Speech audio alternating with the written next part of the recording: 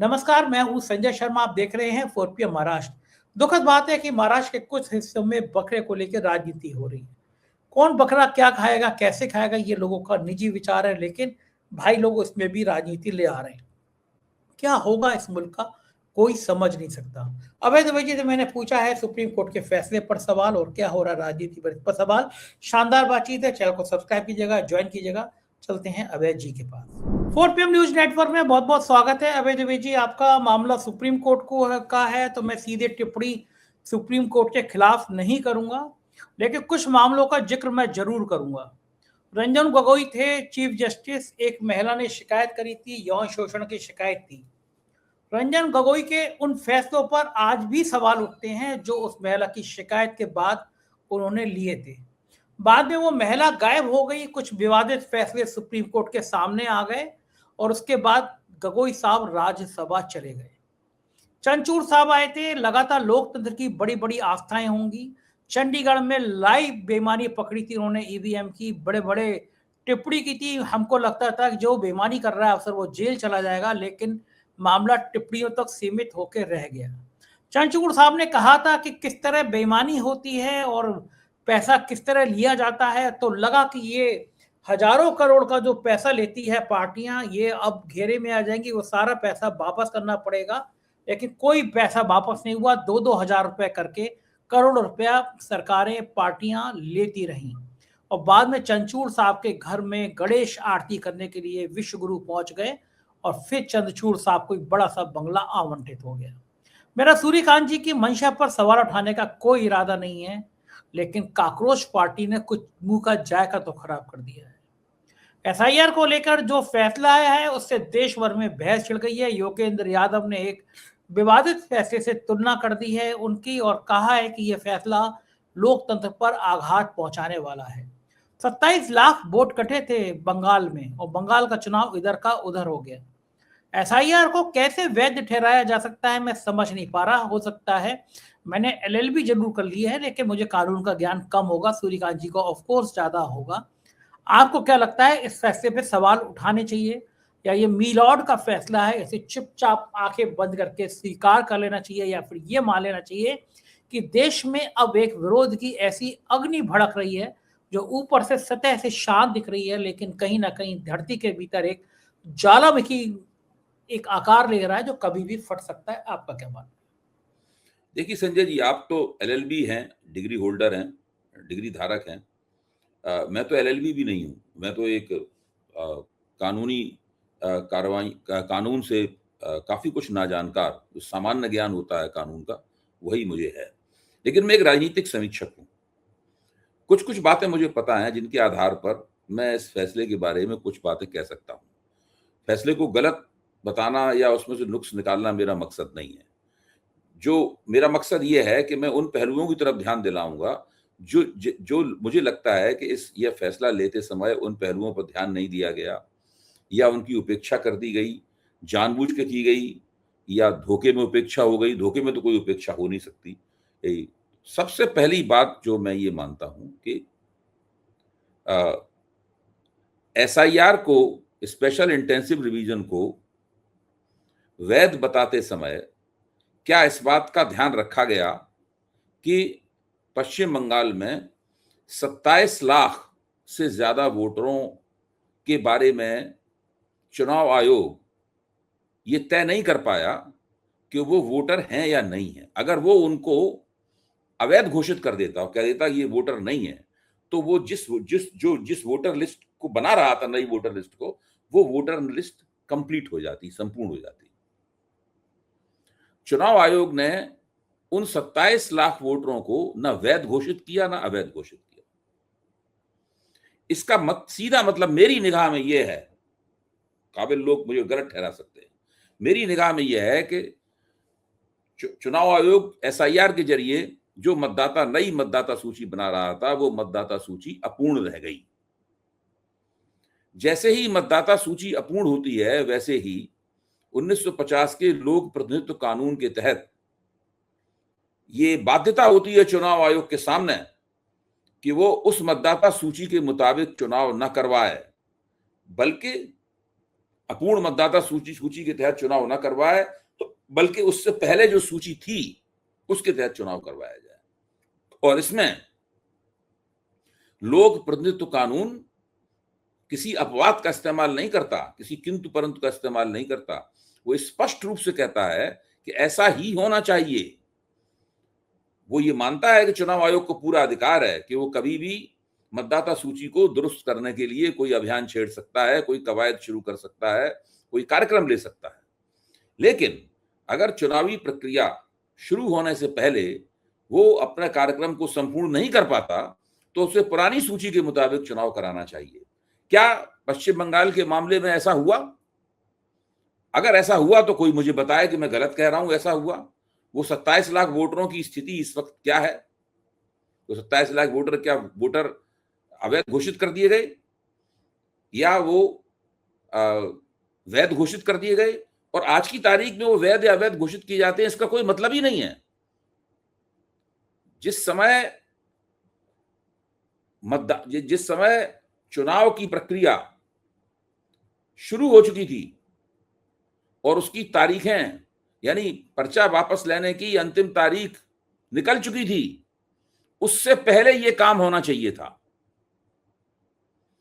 क्योंकि उसी के तुरंत बाद वो मतदाता जो बनी हुई मतदाता सूची है वो पार्टियों को दी जाती है। ऐसा नहीं किया गया। ऐसा क्यों नहीं किया गया मुझे नहीं मालूम। इस सवाल के ऊपर गौर किया जाना चाहिए। क्या सुप्रीम कोर्ट ने इस प्रश्न के ऊपर गौर किया? और ये बात आज जो मैं कह रहा हूं, ये उस वक्त भी मैंने 4 PM के मंच पे कही थी। मैंने ही नहीं, चुनाव के कई जानकारों ने ये बात कही थी। लेकिन मतदाता सूची पूरी नहीं बनी। 27 लाख वोटर हवा में अटके हुए हैं। ये 1-2 वोटरों का मामला नहीं है, 27 लाख वोटरों का मामला है, वो हवा में अटके हुए हैं।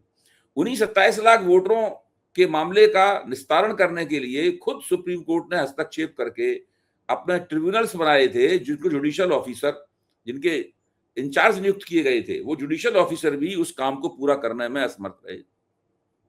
मुश्किल से 6, 7, 8 हजार लोग ही मतलब उसमें उन ट्रिब्यूनल के जरिए निस्तारित हो पाए। मेरा कहना यह है कि जो कानून का या सुप्रीम कोर्ट ये जरूर कह सकता है कि भाई वो कानून में ये जो खास प्रावधान जिसका आप जिक्र कर रहे हैं, ये प्रावधान यहां लागू नहीं होता। क्यों नहीं लागू होता ये बताया जाए। देखिए, ऐसा आज तक भारत के इतिहास में नहीं हुआ कि किसी प्रदेश की मतदाता सूची में से 27 लाख वोटरों की नागरिक की हैसियत जो है वो संदिग्ध हो गई हो। पहली बात तो मैं ये कहना चाहूंगा। दूसरी बात मैं कहना चाहूंगा कि विद्वान न्यायाधीशों ने अपने फैसले में ये कहा है कि चुनाव आयोग को SIR कराने का अधिकार है और चुनाव आयोग को लोगों की नागरिकता जांचने का भी अधिकार है। लेकिन जब वो लोगों की नागरिकता जांचेंगे तो उसका असर केवल उनका वो लोग मतदाता सूची में नाम रखने या न रखने तक ही सीमित होगा। वो ऐसा नहीं है कि चुनाव आयोग कह देगा ये नागरिक नहीं है तो वो नागरिक नहीं रह जाएंगे। जो मैं समझ पाया हूं वो ये है। अच्छा, अब मैं यहां से थोड़ी सी इस चर्चा को विश्लेषण में ले जाना चाहता हूं। पहले तो मैंने कानून का सवाल उठाया था, उसमें विश्लेषण का कोई पॉइंट नहीं है। जो पहला पॉइंट मैंने उठाया था लोक प्रतिनिधित्व कानून का, वो एनालिटिकल पॉइंट नहीं है, वो तो सीधे सीधे कानून का मसला है। या तो ये कहा जाए इस कानून को हम नहीं मानेंगे, इस खास कोई पश्चिम बंगाल का चुनाव कोई अपवाद है, हम इस कानून को अपवाद स्वरूप नहीं मानेंगे, ऐसा तो नहीं कहा गया। अच्छा, दूसरा सवाल उठा रहा हूं वो विश्लेषणात्मक पॉइंट है, विश्लेषणात्मक मुद्दा है। वो ये है कि जब आपने किसी एक वोटर को नागरिक न मानकर उसका वोटिंग अधिकार छीन लिया, यानी उसका मतदाता सूची में से नाम काट दिया, तो सबसे पहली बात तो यह है कि उसका सर्व प्रमुख राजनीतिक अधिकार छिन गया। वोट देने का अधिकार जो संविधान ने दिया था वो अधिकार उसका उसी वक्त छिन गया। जब कोई व्यक्ति वोटर ही नहीं रहेगा तो उस व्यक्ति को नागरिक के दूसरे अधिकार कैसे प्राप्त होंगे? मतलब ये कौन सी परिभाषा हुई कि एक व्यक्ति को नागरिक होने का एक अधिकार प्राप्त नहीं होगा और दूसरे अधिकार उसको मिलते रहेंगे। ये क्या संभव है? भाई, एक व्यक्ति अगर नागरिक नहीं है, उसकी नागरिकता संदिग्ध चुनाव आयोग, जो कि संवैधानिक संस्था है, चुनाव आयोग कोई छोटी मोटी साधारण संस्था नहीं है, उसने कहा भाई हम आपको नागरिक नहीं मानते, इसलिए हम आपका मतदाता सूची में से नाम काट रहे हैं। अब आप बताइए, उस व्यक्ति को नागरिक होने के दूसरे अधिकार कैसे प्राप्त होंगे, जबकि सुप्रीम कोर्ट के आदेश के अनुसार चुनाव आयोग उसको नागरिक अगर नहीं मानेगा तो केवल उसका मतदाता सूची में से नाम ही निकाल सकता है और कुछ नहीं कर सकता। उसको गैर नागरिक नहीं घोषित कर सकता, उसको घुसपैठिया घोषित नहीं कर सकता चुनाव आयोग। लेकिन क्या वास्तव में ऐसा होगा? मेरा प्रश्न यह है। जब एक संवैधानिक संस्था ने अपनी कथित जांच पड़ताल का सहारा लेकर, उसके पास एक जांच पड़ताल की मशीनरी है जिसके जरिए ये उसने एसआईआर करवाई है, उसके जरिए उसने कह दिया कि भैया इस व्यक्ति के नागरिक होने पर हमें यकीन नहीं है, हम इसका मतदाता सूची में से नाम काटते हैं। अब जब जनगणना के कर्मचारी उस व्यक्ति के पास जाएंगे और अगर वो उससे पूछते हैं कि क्या आप वोटर हैं, तो ये तो नहीं कह पाएगा कि हम वोटर हैं। आप वोटर क्यों नहीं है? क्या वो 27 लाख लोगों में शामिल हैं जिनके बारे में तय नहीं है कि वो वोटर हैं कि नहीं है? बोला नहीं साहब, हमारा तो वोटर मतदाता सूची में से नाम निकाल दिया गया। क्यों नहीं नाम निकाल दिया गया? चुनाव आयोग हमको नागरिक मानते ही नहीं है। अब आप बताइए, उसका जनगणना में भी इसकी गिनती नहीं होगी, तुरंत वो लोग जनगणना में गिनती करने से इनकार कर देंगे। अगर वो अपने जवान बेटे को कहीं एक सेल्फ एम्प्लॉयमेंट में ठेला लगवाना चाहता है, उसको कोई दुकान खुलवाना चाहता है, उसके लिए कर्ज चाहिए, तो कोई भी संस्था उसको कर्ज नहीं देगी, क्योंकि उसके पास तो सिटीजनशिप का प्रमाण ही नहीं है। चुनाव आयोग ने उसकी सिटीजनशिप पर कट्टा लगा दिया है। सवालिया निशान नहीं, सवालिया निशान तो 27 लाख लोगों पर लगा हुआ है, उस पर कट्टा लगा हुआ है, क्रॉस लगा हुआ है, ये नहीं है नागरिक। तो फिर ये जो बात कही सुप्रीम कोर्ट ने, इसका मतलब क्या रह जाता है? ये सब बातें मैं सामान्य ज्ञान के लिहाज से कह रहा हूं। संजय जी, आप बताइए इसमें गलत बात क्या है? नहीं, कोई गलत बात नहीं है, बिल्कुल ठीक बात है। ये बिल्कुल भारत के नागरिक के लिए अधिकार है। अगर चुनाव आयोग कहता है कि अभय कुमार दुबे इस देश के नागरिक नहीं है, इसलिए हम इनको मतदाता सूची में इनका नाम काटते हैं, उसके बाद हम किस अधिकार से अन्य मंचों पर अन्य सरकारी सुविधाओं का लाभ उठाने के लिए अर्जी देंगे? और हम अर्जी देंगे तो उसके साथ में कौन सा प्रमाण पत्र लगाएंगे? क्योंकि चुनाव आयोग ने तो कह दिया कि जो आधार है वो नागरिकता का प्रमाण पत्र नहीं है। चुनाव आयोग ने कह दिया है ये जन्म तिथि का प्रमाण पत्र है, ये नागरिकता का प्रमाण पत्र नहीं है। ये चुनाव आयोग ने कह दिया। अगर हम कहीं भी वो लगाएंगे आधार, तो वो हमारी नागरिकता का प्रमाण पत्र नहीं होगा। तो ये जो दो बातें हैं, एक तो लोक प्रतिनिधित्व कानून वाली बात, इसकी सफाई मिलनी चाहिए। मैं गलत हो सकता हूं, लेकिन अपने आप को पूरी तरह गलत तब मानूंगा जबकि इसकी सफाई मिल जाएगी। दूसरी बात यह है कि चुनाव आयोग किसी को नागरिक मानने या ना मानने का अधिकार नहीं रखता सुप्रीम कोर्ट के मुताबिक, लेकिन इसके बावजूद किसी को नागरिक न मानकर उसका वोट काटने का अधिकार रखता है। ये बातें जो है ना, वो अंतर्विरोध, दोनों बातें एक दूसरे को कैंसिल कर देती हैं। मेरा कहना ये है।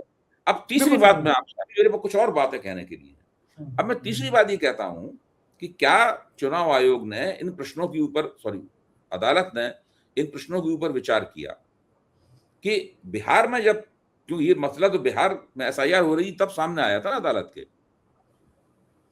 कि बिहार में जब एसआईआर हो रही थी तो वहां पे जीविका दीदियों को, जो कि सरकारी कर्मचारी थी, जो राज्य सरकार की कर्मचारी थी, इनकम्बेंट गवर्नमेंट की कर्मचारी थी, जीविका दीदियों को चुनाव आयोग ने अपने वेतन पे, अपने खर्चे पर सब जगह नियुक्त किया गया, हर मतदान केंद्र के ऊपर। और वो जीविका दीदियां सरकार की जो 10,000 रुपए की किस्त देने वाली योजना थी, उस किस्त देने वाली योजना का लंबे अरसे से महिलाओं के बीच में प्रचार कर रही थी। उनको नियुक्त करते ही वो भारतीय जनता पार्टी के कार्यकर्ताओं की तरह हर मतदान केंद्र पर महिलाओं को गोलबंद करते हुए दिखी। मैं ये जानना चाहता हूं कि क्या सुप्रीम कोर्ट ने चुनाव आयोग से पूछा कि आपने जीविका दीदियों को नियुक्त क्यों किया? हो सकता है चुनाव आयोग के पास एक मजबूत तर्क हो कि वो जीविका दीदियों को नियुक्त करने के पीछे हमारा तर्क है, लेकिन क्या ये सवाल चुनाव आयोग से पूछा गया? मेरा प्रश्न ठीक ये बात। है। मैं तो सिर्फ ये पूछ रहा हूं कि क्या ये चुनाव आयोग से ये प्रश्न पूछा गया? दूसरा, जब आदर्श चुनाव संहिता लगी हुई थी उस वक्त बिहार में 10,000 रुपए की एक किस्त महिलाओं में बांटी गई। चुनाव आयोग ने उसके लिए, मुझे पता चला है कि विशेष अनुमति दी थी। क्या चुनाव आयोग से पूछा गया कि आपने ये विशेष अनुमति आदर्श चुनाव संहिता के दौरान वो किस्त बांटने के लिए देने का आपका आधार क्या था? हो सकता है चुनाव आयोग के पास एक मजबूत तर्क हो इसके लिए, लेकिन क्या ये सवाल उनसे पूछा गया? क्योंकि हम ये जानते हैं आदर्श चुनाव संहिता के मुताबिक पहले से चली आ रही जो योजनाएं हैं, वे योजनाएं जो कि कुछ दूसरे किस्म की योजनाएं होती हैं, उन्हीं को केवल किया जा सकता है, बांटा जा सकता है उसके दौरान। इस तरह की योजनाएं जो चुनाव के दौरान ही घोषित की गई हैं, उनको नहीं बांटा जा सकता। मैंने सिर्फ ये 2 उदाहरण दिए हैं। जीविका दीदियों के मसले के ऊपर क्या चुनाव आयोग से अदालत ने सफाई मांगी? क्या आदर्श चुनाव संहिता के दौरान 10,000 रुपए की किस्त बांटने के मामले में चुनाव आयोग से सफाई मांगी? क्या चुनाव आयोग ने केंद्र सरकार से इस बात की सफाई मांगी कि विश्व बैंक द्वारा दिए गए पैसे का इस्तेमाल 10,000 रुपए की किस्त देने में क्यों किया गया? ये बिना केंद्र सरकार के निर्देश, केंद्र सरकार के कहने के, केंद्र सरकार जब तक अनुमति न दे विश्व बैंक के पैसे का इसमें इस्तेमाल नहीं किया जा सकता। ये क्यों किया गया? ये 3 सफाइयां क्या अदालत ने मांगी केंद्र सरकार से और चुनाव आयोग से? ये 3 प्रश्न है मेरे। बिल्कुल ठीक बात है और बिल्कुल तो मेरे क्वेश्चन है 5 सवाल हैं इस फैसले के ऊपर। वो, और बिल्कुल जायज सवाल है और लोकतंत्र में ये सवाल शायद हर नागरिक को पूछना भी चाहिए। बात लोकतंत्र की कर रहे हैं, राजनीति की कर रहे हैं। ममता बनर्जी के सामने बहुत बड़ा संकट खड़ा हो रहा है पार्टी को बचाने के लिए। जो खबरें निकल के आ रही हैं उसमें यह आ रहा है कि ममता पार्टी के कई सांसद बगावत करने जा रहे हैं। 2/3 की संख्या इकट्ठी की जा रही है। बीजेपी का एक ऑपरेशन शुरू हो सकता है बंगाल में। इंडिया गठबंधन के लिए चुनौती और बड़ी हो गई है बंगाल के चुनाव के बाद कि वो अपने साथियों को कैसे इकट्ठा रखे और वहीं पे जो बचे कुचे हैं उनको बीजेपी तोड़ेगी। अगर ये सांसदों की संख्या बढ़ाई जा रही है, नीतीश कुमार गायब हो गए, लोग भूल गए कि नीतीश कुमार नाम का कोई नेता हुआ करता था। बिल्कुल खाली, बिल्कुल बेकारी हो गए वो। चंद्रबाबू नायडू के लिए खतरे की घंटी है कि सांसदों की संख्या पूरी हो गई, विलय हो गया। उसके बाद में जो बैसाखी की सरकार है, जैसी पूर्ण बहुमत में आएगी, कुछ और कड़े फैसले ले सकती है। चंद्रबाबू नायडू की जो बार्गेनिंग पावर है वो कम हो सकती है। क्या लग रहा है आपको बंगाल के खेल का राजनीति पर क्या असर पड़ने जा रहा है? देखिए, बंगाल में जैसे ही ममता बनर्जी की पराजय हुई उसी वक्त मैंने स्पष्ट रूप से कहा था कि ममता बनर्जी के लिए अपनी पार्टी को बिखरने से और सिकुड़ने से रोकना बहुत मुश्किल होगा, क्योंकि बंगाल की राजनीति की परंपरा अलग तरह की है। बंगाल में जो पार्टी चुनाव हारती है उसकी यही दुर्गति होती है। सीपीएम की, ममता बनर्जी ने यही दुर्गति की थी। सीपीएम ने कांग्रेस की यही दुर्गति की थी। और पिछले चुनाव में जब ममता बनर्जी ने बीजेपी को हरा दिया था तो ममता बनर्जी ने बीजेपी की भी यही दुर्गति की थी। अब ममता बनर्जी की भी वही दुर्गति हो रही है। यह संभव है बचना। अच्छा, जहां तक ममता बनर्जी के संसदीय दल का सवाल है, उसके बारे में भी मैंने कहा था कि इस संसदीय दल को स्प्लिट किया जाएगा। ज्यादा संभावना है कि तमिलनाडु में द्रमुक के संसदीय दल को भी स्प्लिट किया जाए। और अगर भारतीय जनता पार्टी ने द्रमुक के संसदीय दल को स्प्लिट कर दिया, उसको तोड़ दिया, तो तमिलनाडु में उसके पास सांसद हो जाएंगे और उन सांसदों के जरिए वो तमिलनाडु की राजनीति में, जहां अलग थलग पड़ी हुई है, कमजोर है बहुत, एक हस्तक्षेप कर पाएगी।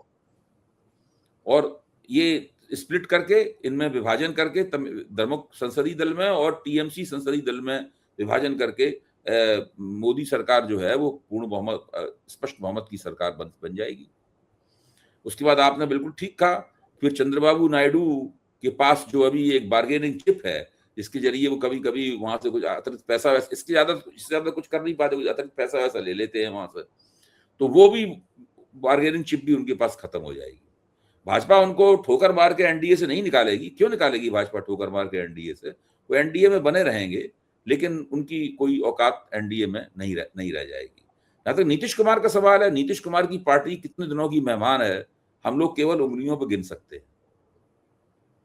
बिहार में चूंकि जनाधार इस तरह का, जनता का समर्थन का जो विन्यास है वो इस तरीके का है कि नीतीश कुमार की पार्टी को अगर बीजेपी तोड़ भी दे तो जरूरी नहीं है कि जो अति पिछड़े वगैरह है वो बीजेपी के पक्ष में वोट देने के लिए तैयार हो जाए। इसलिए बीजेपी वहां संकोच करती है ये करने के लिए। जहां पर ये संकोच नहीं होगा, वहां पर जिस दिन संकोच नहीं रहेगा उस दिन नीतीश कुमार की पार्टी नहीं रहेगी। बिल्कुल ठीक है। और उधर बकरीद को लेकर हर बार की तरह इस बार भी उत्पात हुआ कई जगह। मेरी समझ में ये नहीं आता कि तमाम हिंदू संगठनों को इसी दिन बकरा क्यों याद आता है। मैं तो आराम से 3 दिन पहले मैं बकरा खा रहा था, तो वो मैं आजकल ब्लॉगिंग करता हूँ जस्ट संजय पे, तो बड़ी मज़ेदार व्यंग वाली कुछ रील बनाता हूँ। तो मेरे संग जो काम करती है पिया, उसने मेरे को बकरा का एक वो पीस खा रहा था, चुपचाप वीडियो बना दिया और रील डाली है को बकरीद पे किसी बकरे ने बकरे को खाते हुए देखा है। मैं तो मजाक कर रहा था, अब आराम से 3 दिन पहले बकरा खा रहा था मैं। और तमाम हिंदू खाते हैं, तमाम पंडित खाते हैं, आप भी खाते हो, मैं भी खाता हूँ, हम दोनों ब्राह्मण हैं, दोनों खाते हैं। कामाख्या देवी में लगातार बलि दी जाती है। मैं कलकत्ता में माँ काली के दर्शन करने गया, उसके मंदिर में एक भैंसा और एक बकरा रोज बलि दी जाती है। हमारे शास्त्रों में कई जगह बलि का जिक्र है। तो ये बकरे की याद केवल इनको बकरीद पे क्यों आती है? मैंने कुछ साल पहले स्टोरी करी थी, तब भी उत्तर प्रदेश में एक था बकरीद बकरीद बकरा, तो मैंने एक वीडियो डाला था। एक लुलु मॉल है, उसका उद्घाटन कर रहे थे योगी जी, उनके संग बैठे हुए जा रहे थे लुलु के मालिक के संग। तो मैंने लिखा था कि ये जो लुलु मॉल के मालिक के संग योगी जी जा रहे हैं, ये मालिक जो है उत्तर प्रदेश में सबसे बड़ा स्लॉटर हाउस चलाते हैं, हजारों जानवर रोज काटे जाते हैं, और बकरीद के दिन योगी जी इनकी गाड़ी में बैठ के घूम रहे हैं और हम लोग एक बकरे पे रो रहे हैं। तो ये बकरा जो है, इनको संगठनों को याद क्यों आता है? एक जगह बड़ा खराब बात हुई कि एक सोसाइटी में जहाँ कुछ बकरे लाए थे कुर्बानी के, कुछ उग्र हिंदू अपने आप को नारा लगाते हैं, भगवान का नारा लगाते हैं और इतने गंदे काम करते हैं, सूअर लेकर आ गए वहां पे, क्योंकि मुसलमानों को इस जानवर से बड़ी आपत्ति है। इस तरह के विवाद, इस तरह के फसाद किसी त्योहार पे खड़ा करना, कुर्बानी कितनी पवित्र की चीज होती है, कुर्बानी अपने प्रिय की कुर्बानी इस्लाम में जो जिक्र है, और हिंदू शास्त्रों में भी जिक्र है कि आप आसक्ति से विरक्ति की ओर जाते हैं जब अपने प्रिय की कुर्बान कर देते हैं, अपनी भावनाओं को कुर्बान कर देते हैं। ये जो फसाद है, ये कि आप खून में शामिल हो गया कुछ उपद्रव गुंडों की, कुछ उपद्रवियों की, कि हर त्योहार पे मुस्लिम को टारगेट करना है, ये कब तक बंद होगा इस देश में, या हुआ ही नहीं? ये तो महीने भर पहले से योजना बनने लगती है संजय जी। बकरीद आने से, अब देखिए जो ईद होती है, मीठी ईद जिसमें कुर्बानी नहीं दी जाती, जो ईद उल फित्र होता है, ईद उल जुहा है, ईद उल फित्र के वक्त आपको इस तरह की बात नहीं कही जाती। ईद उल फित्र के वक्त जोर ये रहता है कि सड़कों पर नमाज पढ़ने के खिलाफ जो है ना, वो कुछ मतलब बात उठाई जाए, हंगामा किया जाए, कुछ समस्या खड़ी की जाए। यहाँ पर वो बकरीद के पहले समस्या खड़ी करना ज्यादा आसान है, क्योंकि इसमें कुर्बानी दी जाती है। तो पहले से सब ये योजना बना ली जाती है ताकि एक मुसलमान विरोधी माहौल बनाया जा सके। हमेशा बनाते ही रहते हैं, लेकिन बकरीद एक अच्छा मौका है उनके लिए। उनका मानना है कि उपयोगी मौका है, लाभप्रद मौका है मुसलमान विरोधी माहौल बनाने का। अब इसके अंदर एक दिलचस्प बात मैं बता दूं कि बंगाल एक ऐसा प्रांत है जहां पर गो हत्या के ऊपर रोक नहीं है। देश में 8 या 9 ऐसे प्रांत हैं जहां पर गो हत्या के ऊपर, मतलब गो काटने के ऊपर, गो का मांस खाने पर रोक नहीं है। उसमें केरल भी है, गोवा भी है, बंगाल भी है। गोवा में भी बीजेपी की सरकार है, अब तो बंगाल में ही बीजेपी की सरकार है। और उत्तर पूर्व के लगभग सभी प्रांत ऐसे हैं जहां पर गो हत्या के ऊपर, गाय काटने के ऊपर प्रतिबंध नहीं है। और बकरीद के वक्त में बंगाल के मुसलमान पारंपरिक रूप से गायें काटते थे। ये बिल्कुल एक तथ्य है, इसको सब लोग जानते हैं, सब लोग जानते हैं। और वो गायें जो काटते थे, वो गायें आती कहां से थी? हिंदुओं की एक जाति है जो घोष, जिसका नाम घोष जाति है। वो लोग करीब 40 और 60% जो है ना, वो गाय वो पालते थे बड़े पैमाने पर। उन गायों को, उनकी योजना होती थी कि बकरीद के वक्त में वो मुसलमानों को बेचेंगे जो उनकी कुर्बानी देंगे। और करीब 30-40% मुसलमान भी गाय पालते थे कुर्बानी के लिए। अच्छा, जैसी बीजेपी की सरकार आई तो मुसलमानों ने कहा कि ये लोग बहुत तंग करेंगे बीजेपी वाले, और हम लोगों के लिए दिक्कत पैदा करेंगे। तो उनके संगठनों ने घोषित कर दिया कि हम इस बार गाय की कुर्बानी नहीं देंगे। चूंकि गाय की उन्हें कुर्बानी नहीं देनी, तो गाय खरीदनी भी नहीं। अब गाय खरीदी नहीं तो वो घोष जो हिंदू जाति है, उनकी गायें बिकी नहीं। उनकी रेवड़ के रेवड़ रखे हुए, वो क्या करें उन गायों को? तो वहां पे दिलचस्प माहौल ये निकला कि बीजेपी की कार्यकर्ता ही मुसलमानों के बीच गए, अरे भाई क्या है, आप अपने गायें खरीद लो, जो करना हो करो। ये इन लोगों के पाखंड की और जलालत की ये सीमा है, आप इससे अंदाज लगाइए। यहाँ मम्मी और पूर्वांचल बंगाल में यमी। हाँ, ये इनकी सीमा है इनकी। ये बहुत बड़े गिरगिट हैं। ये उत्तर प्रदेश में कुछ और है, बंगाल में कुछ और है, गोवा में कुछ और है, केरल में कुछ और है। इनकी हिम्मत है कि गोवा में ये गोरक्षा के नाम पे चुनाव लड़ सकें? लड़के दिखाएं। ये उत्तर पूर्व में गोरक्षा के नाम पे चुनाव लड़ सकते हैं? लड़के दिखाएं। ये इनकी स्थिति है। ये तो गजब नाटक है, सिर्फ ऐसे लोग देश हैं, में नफरत फैलानी है, बस नफरत फैलाना और कोई बात नहीं, और कुछ नहीं करना। पेट्रोल डीजल की में आग लगी जा रही है, रुपया गिरा जा रहा है, दुनिया में भारत की बेइज्जती हो जा रही है, यहाँ पे बकरा मुल्क ना का बका, कबाड़ा हो रहा है और ये बकरा बकरा कर रहे हैं। ये बकरा बकरा, खुद बकरे हो गए हैं तब भी बकरा बकरा हाँ, कर रहे हैं। बहुत बिल्कुल। बहुत शुक्रिया अभय जी, आपने समय दिया, बातचीत की, थैंक यू। ये थे अभय दुबे जी, और कितनी तार्किक बात कही। बताइए, कोई त्योहार आता है, देश की हालत खराब हो रही है, पेट्रोल डीजल में आग लग गई है, पूरा मुल्क तबाह हो रहा है, बेरोजगारी चरम पर है, अब्दुल की चूड़ी टाइट करते करते हिंदुओं की चूड़ी टाइट कर गए, लेकिन भाई लोगों को सिर्फ बकरा बकरा नजर आ रहा है, खुद बकरा बन गए हैं, लेकिन देश को बकरा बनाने में कोई कसर नहीं छोड़ रहे हैं। इस नफरत की राजनीति को आप खत्म कर सकते हैं। आगे आइए, खुलेआम कहिए कि मांस खाना अपराध नहीं है, कामाख्या देवी हो, बंगाल का काली माँ का मंदिर हो, वहां बलि दी जाती है, मांस प्रसाद में मिलता है, बड़ी संख्या में हिंदू खाते हैं, ब्राह्मण जो आप पूजा पाठ के लिए रखते हैं वो भी खाते हैं, मैं भी खाता हूं, मेरे तमाम मित्र खाते हैं, बीजेपी के कई विधायक मेरे संग खा चुके हैं। पता नहीं क्यों खाने पीने को लेकर भी देश में एक नफरत की माहौल, नफरत की मंडी बना दी गई है देश में को। आपकी जिम्मेदारी है, इसको प्यार की मंडी में बदलिए, जितना हो सके मिलजुल के रहिए, प्यार बांटते चलिए। कैसी लगी बातचीत बताइएगा जरूर। शुक्रिया, थैंक यू।